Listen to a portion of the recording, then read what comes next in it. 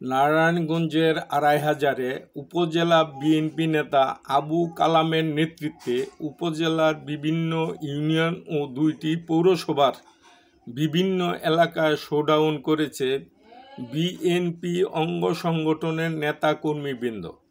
এই সময় সাংবাদিকদের এক প্রশ্নের উত্তরে আবু কালাম বলেন, শোডাউনের মাধ্যমে বিএনপির নেতাকর্মী ও সমর্থকসহ ভোটারদের উজ্জীবিত ও চাঙ্গা রাখা এবং বিএনপির ঢাকা বিভাগীয় সহ সাংগঠনিক সম্পাদক নজরুল ইসলাম আজাদ ভাইয়ের হাতকে শক্তিশালী করা।